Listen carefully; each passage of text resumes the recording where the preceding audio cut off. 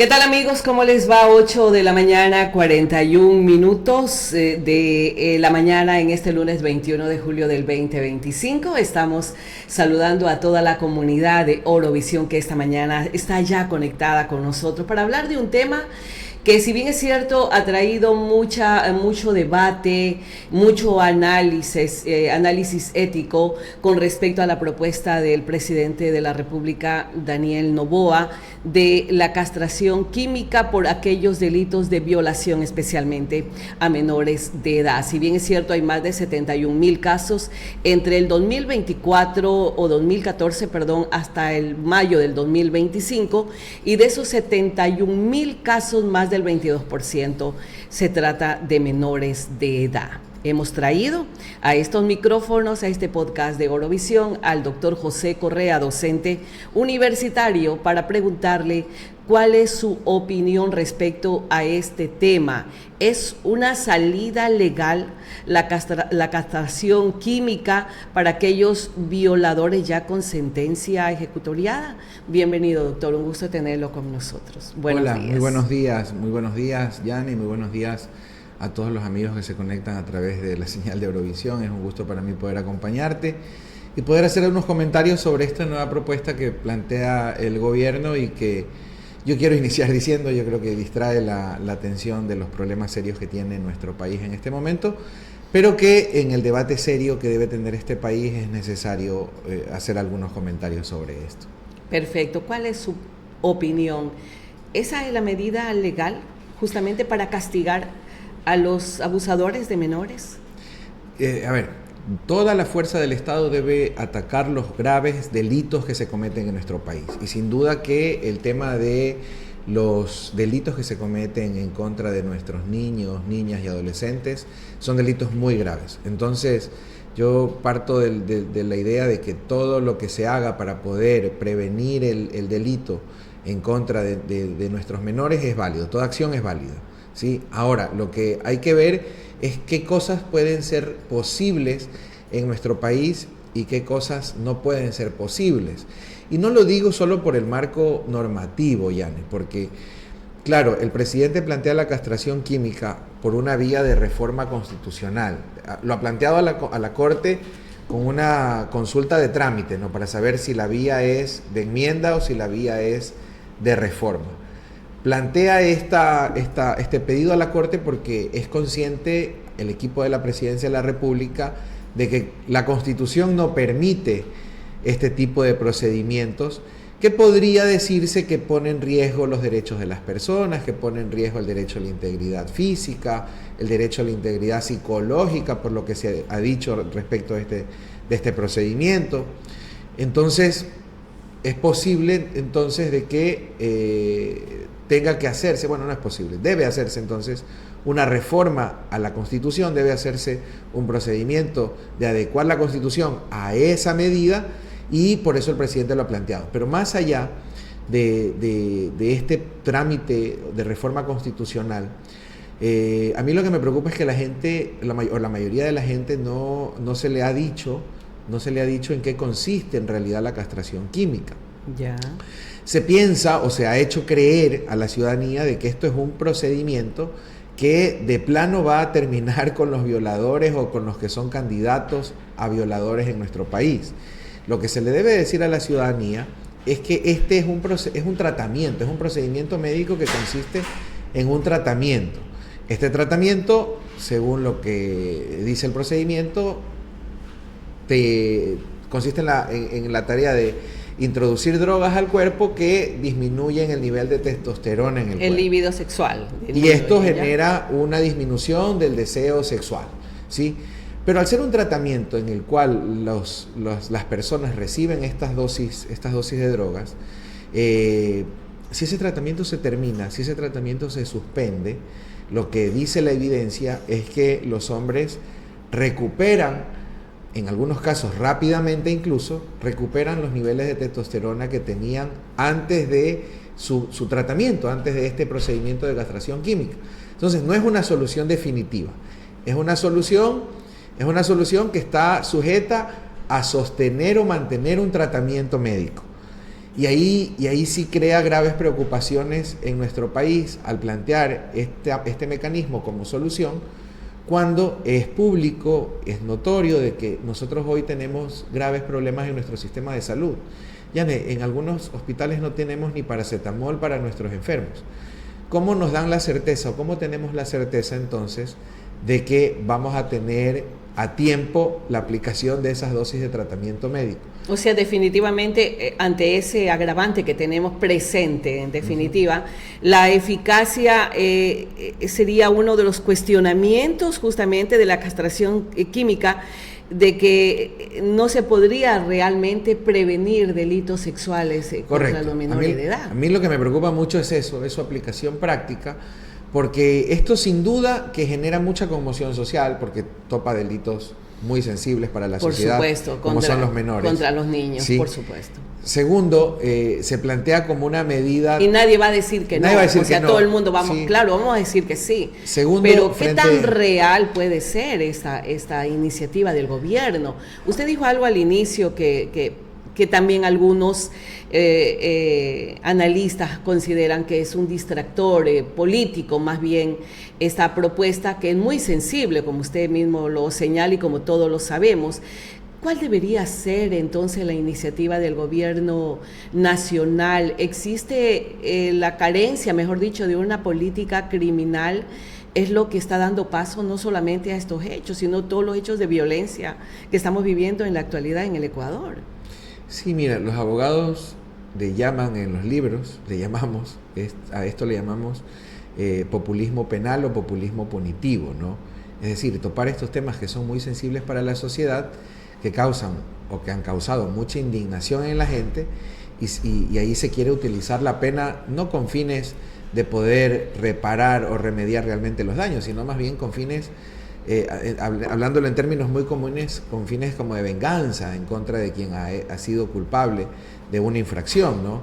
Y estos delitos sí que ameritan una sanción muy grave, sí que ameritan la preocupación del Estado, pero con soluciones que sean reales, ¿no? O sea, no es imposible dejar de pensar en lo que tú planteas, Yane, porque esto pone a hablar a toda la sociedad acerca de este tema, pone a hablar a toda la sociedad acerca de que el presidente quiere ser duro, y eso en términos políticos levanta la popularidad, genera votos, lo pone al presidente en el debate de mesas de diálogo como estas, de la mesa del comedor a la hora de la merienda entre la familia, pero no termina siendo una solución real al problema, ¿no? Por estas dificultades que advertimos por la realidad de nuestro país. O sea, no se habla de prevención tampoco, ¿no? No. ¿Cómo evitamos o cómo trabajamos en la salud mental de las personas? Porque se ha dicho, los especialistas, los psicólogos, los sociólogos, que una persona que comete un delito sexual es porque también fue violentado en su oportunidad. O sea, ¿qué se está haciendo justamente para trabajar con personas que tienen ese tipo de problemas? ¿Cómo evitar que más niños, más niñas sean violentados cuando lamentablemente la mayoría de las violaciones ocurren dentro del hogar? O sea, no se habla nada de eso en este tema de la castración química. O sea, ¿qué trabajo antes preventivo se debe hacer? No, y la atención además tiene que ser integral, ¿no? Como tú lo dices, porque sin duda nosotros vamos a prevenir el cometimiento de esta o cualquier otra infracción cuando el Estado regrese su mirada al ser humano, cuando el Estado regrese su mirada a atender integralmente al ser humano. Eso va a ser muy importante en cualquier política penal.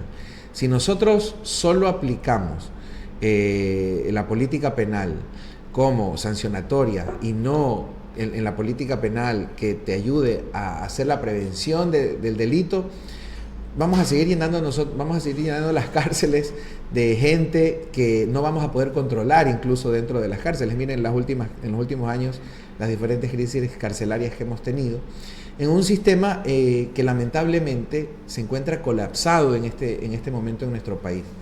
Un sistema de salud colapsado, un sistema judicial colapsado, y sí preocupa, ¿no?, que en este sistema colapsado, Yane, hoy ni siquiera se pueden atender de forma adecuada a las víctimas de violencia. ¿sí? Hay muchas sentencias que son muy buenas, pero que no se ejecutan, porque no se alcanza a ejecutarlas, o porque no hay el aparataje institucional suficiente en el ámbito del trabajo social, psicológico, médico, o porque no hay los recursos suficientes para poder atender a las víctimas desde el contenido de las sentencias de los jueces, que tratan de hacer bien su trabajo, que tratan de hacer esta tarea de reparar integralmente a quienes han sido vulnerados en sus derechos. Más bien son terminan siendo revictimizados. Revictimizados, correcto, perdón, lamentablemente, ¿no? Eso es lo que contempla nuestra ley. ¿Usted cree que la propuesta del presidente Daniel Noboa va a prosperar? La Corte Constitucional no le va a decir que no, y se supone que eso tiene que ir vía debate por 2 aprobaciones en la Asamblea, pero se plantea también un referéndum. ¿Cree que esta propuesta va a prosperar? Más que nada porque está aterrizando en la sensibilidad, en las emociones de los ecuatorianos. Sí, yo creo que van a haber 2 posturas en la Corte, sin duda, ¿no? Una que defienda la posibilidad de que esto se ponga en manos de la gente y que la gente lo elija, y otra postura que lo va a negar de plano por considerarse que podría estar poniendo en riesgo los derechos de las personas, tomando en consideración además que en los países... Claro, muchos dirán, estamos pensando en los derechos de las personas, pero no pensamos en los derechos de las víctimas. De las víctimas. Correcto, pero es que también hay que poner algo más en el debate, ¿no? En países en donde esto se ha aplicado, se lo ha hecho como medidas atenuantes al cumplimiento de la pena y Coméntenos de forma voluntaria. Un poquito de... Hay precedentes, ¿no? Sí, hay precedentes. Coméntenos, ¿no?, de eso y cómo se lo está aplicando con respecto a lo que usted acaba de decir. Hay precedentes, no en América Latina precisamente, pero sí en algunos estados de Norteamérica y en algunos países de Europa se aplica, pero lo que nos dicen estos antecedentes es que en la mayoría de los casos este tratamiento resulta ser voluntario para atenuar el cumplimiento de la pena. Es decir, los infractores, de forma directa y voluntaria, se someten a este procedimiento para acceder a beneficios en el cumplimiento de su pena, ¿no? A un trabajo de... Trabajos comunitarios, recuperación de la libertad de forma anticipada. Entonces, lo han hecho de manera voluntaria. Trabajo de salud mental también, ¿no? Porque el acompañamiento psicológico. Entiendo que este es un problema psicológico. Es que creer además que el agresor sexual tiene solo motivaciones de deseo sexual es otro gravísimo error. El agresor sexual tiene otro tipo de motivaciones. Motivaciones de control sobre la víctima, de ejercer poder sobre la víctima, de ejercer dominio sobre la víctima. Entonces, el deseo sexual no siempre termina siendo el determinante para los agresores sexuales. Disminuir la testosterona en los hombres, disminuir no es la el deseo sexual, no termina tampoco siendo una solución. Quizás ayude, por supuesto, puede ayudar, pero no es la única motivación. Además, y es un poco duro hablar de esto, pero no siempre utilizan su órgano reproductor, no siempre lo utilizan para cometer actos de agresiones sexuales. Pueden utilizar otro tipo de elementos, lamentablemente, eso es lo que hemos visto, ¿no? O sea, en definitiva, lo que estamos hablando es que la mente es la que está enferma. Correcto. Entonces, y a eso no estamos atacando. No estamos atacando hay una afectación el problema psicológica mental en las personas y lo que hay que hacer es política más bien de prevención, política de prevención en las... y esto es política pública de atención a las personas, como te decía, ¿no? Política pública de atención al ser humano, política pública de atención a la familia, política pública en centros de educación, política pública en los trabajos, en los espacios laborales, ¿no? ¿Qué ha pasado? ¿Por qué se ha incrementado actos de violencia sexual en menores? ¿Qué es lo que ha sumado a esto para que estas estadísticas se hayan incrementado de esa manera, estimado José? Bueno, pueden ser diferentes factores, ¿no? Eso yo creo que desde el ámbito de la psicología se lo podría analizar en mayor detalle. ¿Afectan los problemas socioeconómicos? O sea, quiero encontrarle una razón quizás a toda esta situación, el hecho de que exista tanta gente que ingresa al país, el tema del uso indebido de drogas. Recién escuchaba y con gran preocupación que esta producción química, el fentamino, ya está en el Ecuador, que está siendo consumida por jóvenes universitarios, tanto en Quito como en Guayaquil, y que en poco tiempo va a estar regado en todo el Ecuador, y que vamos a ver en un año zombies en las calles por el uso del fentamino. O sea, eso es terrible, y esto también puede dar paso a que se incrementen violaciones, actos de esa naturaleza cabeza, que no van a tener el control de las personas. Puede ser todo lo que José. dices, puede ser también la falta de educación o la falta de acceso a un proceso educativo integral. Mira que nosotros aquí en la provincia de Loro, en el sector Todo eso rural, suma, ¿no? en el sector rural hemos tenido casos de violaciones en donde el abuelo a su vez ha sido padre de sus hijos y padre de sus nietos. Y eso ha sido en el sector rural, entonces ahí no hay drogas, ahí no hay acceso a la tecnología como nosotros lo tenemos. Es un tema más bien de falta de acceso a la educación en ese tipo de problemas específicos en el sector rural, ¿no? Pero ya en el sector urbano quizás el tema de la tecnología, quizás el tema de los conflictos alrededor de los problemas de drogas. Como te digo, ¿no? Eso quizás... Reformas al pensum académico, al pensum de estudio en las escuelas, educación no solo eso, sexual. sino garantizarle a la gente que pueda acceder a la educación, ¿no? Hoy cada vez yo he visto algunas cifras en donde es mayor el margen de deserción. Claro, es mayor el margen de deserción de los centros educativos. Más de 240.000 niños a nivel de todo el país que han disertado de las escuelas y colegios. Así es, ¿no? Eso Entonces, es grave. El Estado tiene que echar la mirada a eso.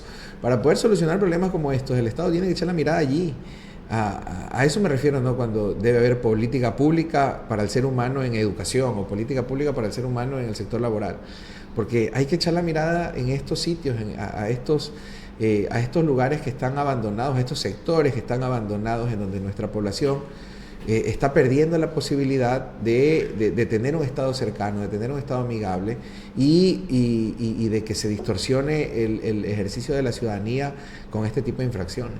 José, si hay esa ausencia del Estado, yo digo, no nos podemos quedar impávidos, no nos podemos cruzar de brazos y decir, echarnos a morir y decir ya todo se acaba, definitivamente. Sabemos lo que está pasando con la salud, sabemos lo que está pasando con la educación, sabemos lo que está pasando con la inseguridad. Mira, eso terrible de esas víctimas colaterales en playas. ¿No debería nacer una iniciativa local en cada gobierno seccional o provincial para suplir esa ausencia del Estado ecuatoriano en territorio y poder ayudar a las comunidades, como tú dijiste, lugares rurales donde no hay acceso a la salud y a la educación? ¿No debería ser cada gobierno en cada territorio ponerse al hombro esa responsabilidad tan necesaria y urgente que requiere nuestra comunidad hoy en día, la misma academia, estimado José? O sea, te diría que sí, pero en realidad todos son estados, ¿no? La diferencia es que los unos son estados central, los otros son estados de forma, o ejercicio de estado, de poder del estado de forma seccional.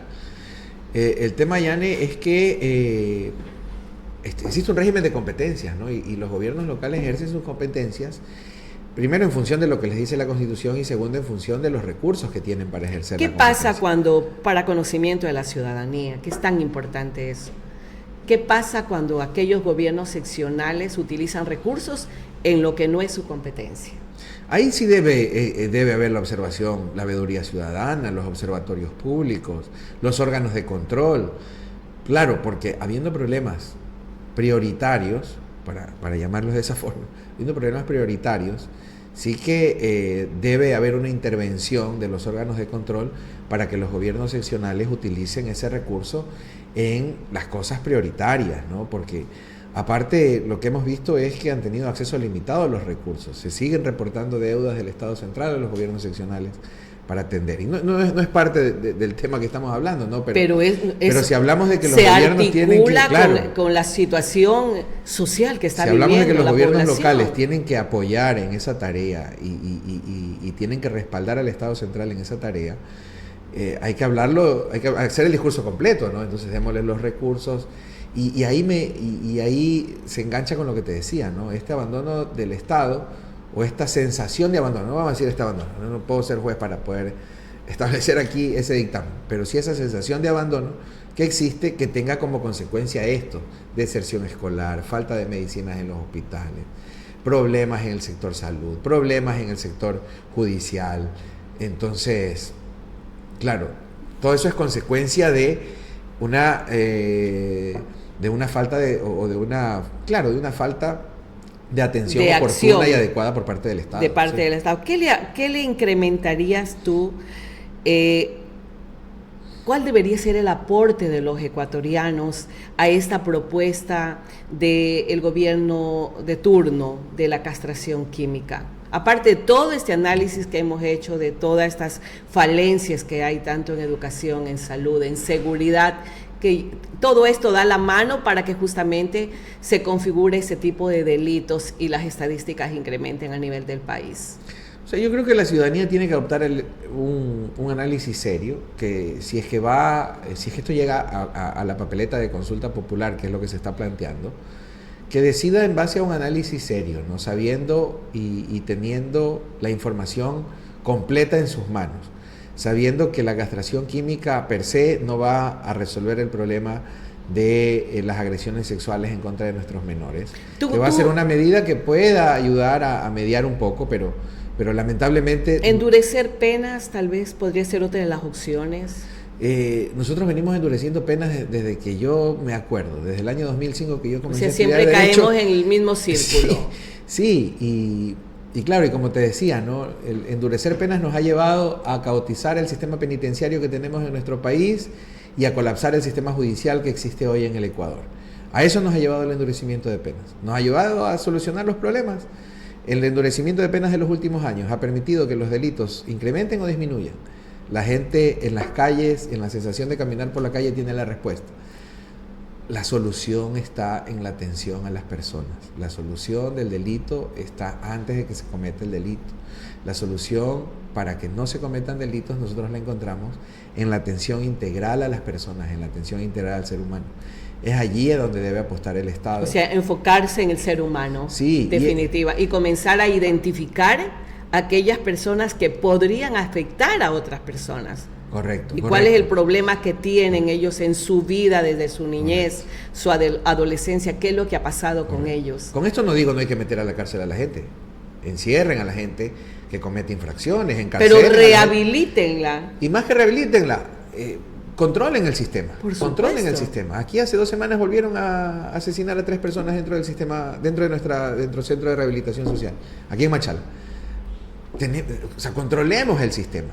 Pero si todo está colapsado en todas partes, es difícil que logremos encontrar una solución real. Este es un tema que debe llevarse a la mesa del análisis. Vuelvo a insistir, en los gobiernos seccionales, alcaldías, prefectura, academia, estos son los temas que deben ponerse a dialogar, a analizar, deben conversar los ciudadanos. Yo creo que hay más temas, ¿sí? Yo creo que este tema nos ponen a discutir en este rato. Así es. Nos ponen a discutir en este rato, pero creo que hay más temas en los que la ciudadanía tiene que discutir. O sea, la gente sigue siendo víctima de secuestros y extorsión en las calles, la gente sigue siendo víctima de falta de atención oportuna en salud, educación.